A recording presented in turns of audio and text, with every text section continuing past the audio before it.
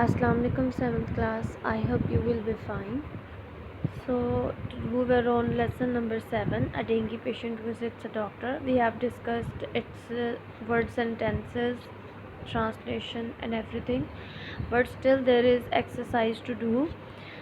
So first activity here is vocabulary, which is for your vocabulary, for your improvement of vocabulary.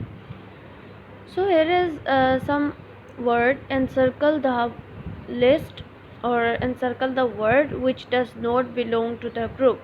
Here are 5 lists given to you with the at least 4 words. You have to choose a different word which does not belong to the following group. Okay, so first one here is papaya, okra, fig and lime. अब यहाँ पर papaya, fig and lime are fruits while okra is vegetable, right? Okra is vegetable, so you will encircle it. okra को आप encircle करेंगे.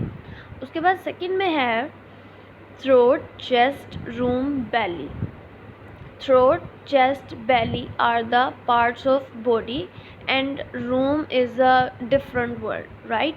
So room को जो है वो आप encircle करेंगे to show that it does not belong to the group. उसके बाद third one है morning, evening, night, Monday. Evening, morning and night are the parts of day. ठीक है, day एक दिन के जो है वो हिस्से हैं while Monday is completely a day. So you will circle around Monday. Monday के गिर्द जो है वो आप सर्कल लगाएंगे to separate it from the group. Next 4 है doctor, patient, carpenter, engineer.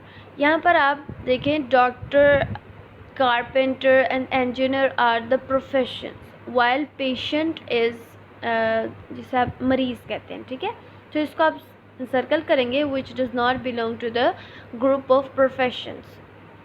Patient होना कोई जो है वो प्रोफेशन नहीं है, राइट? सो पेशेंट को सर्कल करेंगे. उसके बाद 5th है rhombus, parallelogram, trapezium and circle. यहाँ पर जो तीनों वर्ड्स हैं फर्स्ट वाले rhombus, parallelogram, trapezium are the 4 corner shapes while the circle has no corners. तो आप सर्कल को जो है वो सर्कल कर देंगे. ओके, यहाँ पर जो तीनों फर्स्ट वाली हैं इनके जो है ये these are like 4 corner shapes, different shapes जिसकी हो सकता है एक जो है ऊपर से शेप ज़रा छोटी है और नीचे से बड़ी है. आपने शेप्स देखी होंगी, उनमें जो है वो जितनी भी मतलब 4 शेप्स वाली हैं वो इनमें आ जाती हैं. Rhombus, parallelogram and trapezium while circle doesn't match the group. Okay, so the activity is complete here. This is our vocabulary activity where you should know that what word comes under which group. Okay, next activity B है use the following words in sentences. Some of the sentences from these words we have already done, so some of them we don't. So जो 3 हैं इसके वो मैं आप लोगों को written form में सेंड कर दूँगी. 3 हैं इसमें जो कि हम लोगों ने नहीं किए और आप लोग उसको जो है वो उन ग्लोसरी वर्ड्स के साथ, बल्कि कल अब हमने काम किया है तो उसी के नीचे जो है वो आप लोग उसको लिख लेंगे. ठीक है, next C activity here is consult a thesaurus and find out the antonyms of the following words. यहाँ पर आपको कुछ वर्ड्स दिए गए हैं, इसके आप लोगों ने antonym. What are antonyms? Antonyms are actually the opposite meanings of the following words. जो आपको वर्ड्स दिए जाते हैं उसके ऑपोजिट मीनिंग आप लोगों ने लिखने होते हैं. अंडरस्टैंड? जैसे यहाँ पर यूजुअली है वर्ड, यूजुअली का अन लगा देंगे तो ये बन जाएगा अनयूजुअली. ठीक है, उसके बाद है या इनफॉर्मल भी आप लिख सकते हैं. उसके बाद है कंप्लीट, कंप्लीट का होगा इनकम्प्लीट. रेगुलरली बाकायदगी से होता है तो इर्रेगुलरली. ठीक है, IR लगा देंगे. फ्यू है तो इसका होगा अ लॉट ऑफ. फ्यू थोड़े को कहते हैं या कम को, तो यहाँ लगा देंगे आप लोग अ लॉट ऑफ या फिर many. Understand? So this activity also complete C activity. उसके बाद आते हैं D एक्टिविटी पे. Find out the words from the lesson which have similar meaning as in column A. Write them in column B. A में आपको कुछ words दिए गए हैं जहाँ आप लोगों ने बी जो पार्ट है उसमें आपने मीनिंग्स लिखने हैं जो हम लोग चैप्टर में पढ़ चुके हैं, ठीक है। फीलिंग इल का मतलब होता है बीमार हो जाना। नॉट फीलिंग वेल, यहाँ पर आप लोग लिखेंगे बी में नॉट फीलिंग वेल, ओके। उसके बाद है थोरोली का मतलब है इन डिटेल, तफसीली, ठीक है। फिर है इंडिकेशंस का होगा सिम्टम्स या साइंस। फिर है फीलिंग कोल्ड में आएगा fever. Daily basis, every day. To prevent from some happening, can save, ठीक है। यहाँ पर जो है वो आप लोग ये लिख लेंगे, कैन सेव आ जाएगा। नेक्स्ट हमारे पास क्वेश्चन आंसर्स आ रहे हैं जिसको आप लोगों ने याद नहीं करना होता। These are just for your understanding, for your comprehension skills. So what is the dengue fever? Dengue fever हम लोगों ने चैप्टर में पढ़ा कि क्या चीज़ है ये dengue fever. It is kind of a fever which is also known as break bone fever, which इसके जो है वो आप लोग फिर सिम्टम्स लिखेंगे, ठीक है।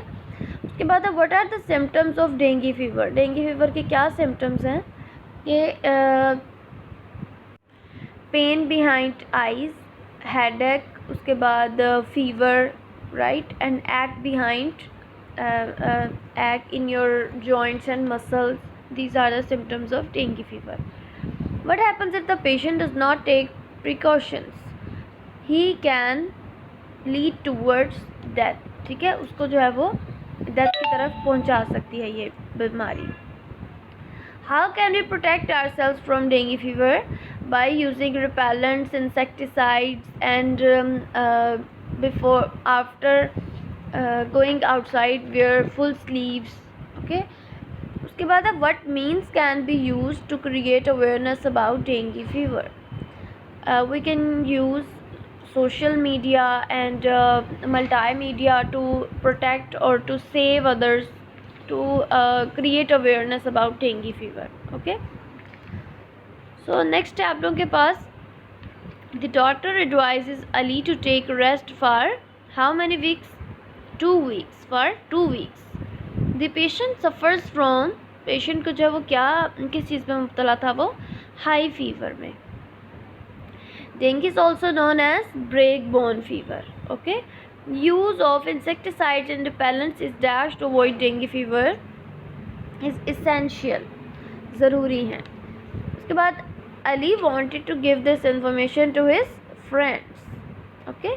सो ये हम लोगों के, ये आप लोगों ने फिल कर लेना अपनी बुक्स पे, अपनी बुक्स खोलें और उसके ऊपर ये जो चीज़ें मैंने आप लोग को बताई हैं इसको फिल आउट करेंगे आप लोग, अंडरस्टैंड। और जो वर्ड्स एंड सेंटेंसेस है वो मैं आप लोगों को सेंड करती हूँ, वो आप लोग लिख लेंगे अपनी इंग्लिश एक ही नोटबुक्स पर, write after your words and sentences, okay.